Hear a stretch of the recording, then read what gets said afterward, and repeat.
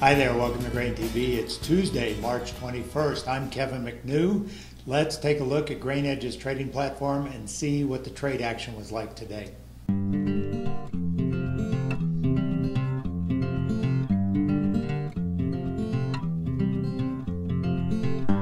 Grains were modestly weaker in the overnight session, and the opening bell this morning brought more selling pressure. Kansas City wheat continued to slip to fresh lows, but weakness in the U.S. dollar helped stem the tide of selling by mid-session. Going into the close, soybeans made a move above $10 on May futures and finished the day up 2. Corn was off 2 1/4, while Chicago wheat was off 3 3/4, and Kansas City the loser to the downside, giving up 7. Welcome back. Let's take a look at some of the news that was driving the market today. First, let's start with weather. The weather outlook continues to point to favorable rain expected to hit the southern plains in the coming weeks, starting on Thursday in Oklahoma and Kansas. The moisture outlook is for 2 to 3 inches from much of central Kansas. Even western Kansas expected to get some rain where they have been noticeably dry for much of the winter season. So that has certainly had the wheat in sort of a tailspin starting on Sunday night, giving us down to 450 on July wheat futures in Kansas City. And so we've seen quite a drag as a result of this forecast. Other news, there was some positive news in the U.S. equities market in terms of the U.S. dollar slipping sharply today, off about 0.7%. That didn't really stimulate the grains, but certainly provides some support as the U.S. dollar index hits its lowest mark since early February. And this was driven largely by comments from the Chicago Fed president, Charles Evans, who said that they expect less tightening than what maybe many people were expecting going into the latest Fed meeting. So that was certainly sending the U.S. dollar down, which was at least giving some support on the downside to especially wheat, which basically closed around the 450 mark on July.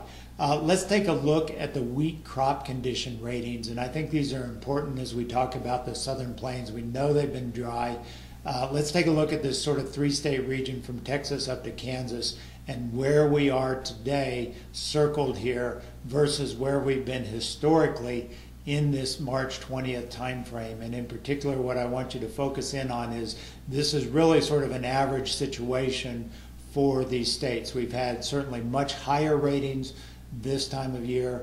We've also had much lower. So when we look at the numbers we're seeing today, while they are certainly off from last year's record high yields, they are not necessarily out of the spectrum of what you might call normal crop ratings or percent good to excellent. When we look at yield in retrospect to these March condition ratings, what we see is about 75% of the final yield can be determined from these March conditions. So it's not a perfect correlation, but certainly there is some indication that where we stand in March in terms of crop condition can have a significant impact on final yields. And when you look at the last sort of major events in terms of crop yields in these states, 2016 was a record yield for Kansas and Oklahoma. You can see we had very strong crop ratings at this time of year, 57% good to excellent in Kansas, 63% in Oklahoma last year.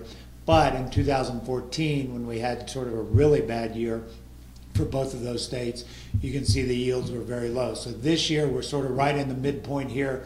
What we're probably expecting is more of an average or typical yield. So not a record high yield. That seems to be potentially out of the possibility here unless we just have very good rains in the next couple of months. But overall, it looks like we are setting the stage for a more normal yield, which would certainly be better from last year's record yield, combined with the fact that we should have lower acreage. So keep that in mind. Certainly traders are banking on this weather system in the next few weeks. It will be critical to determine whether we get any sort of noticeable drought relief as a result of this moisture pattern. Let's take a look at maize soybeans. Today was really a two-sided day in maize soybeans. We ended up pretty much unchanged around that $10 mark. We have been trading in a very narrow range for the better part of 5 or 6 trade sessions here, between a low of 993 and a high of 1008. In fact, today we blipped up to that 1008 mark, but quickly came back down, hovering around $10 on the close, showing no real direction one way or the other. I think this is probably sort of where we're going to stay. Maybe not until the end of the month when we get to the crop report, but it certainly seems like the market has very little incentive to sort of find a higher price trajectory in light of the very strong South American crop production.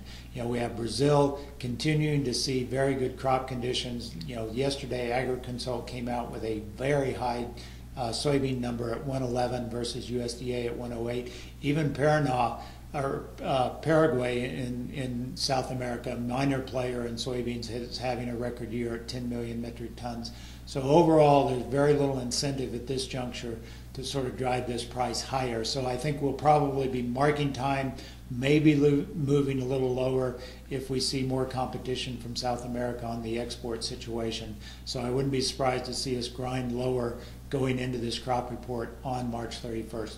That's all we've got for today on Grain TV. As always, if you'd like to learn more about how we can help you in your own grain marketing situation, including lowering your commission to only $7 a side, visit us online at grainhedge.com. Have a great day. We'll talk to you on Wednesday.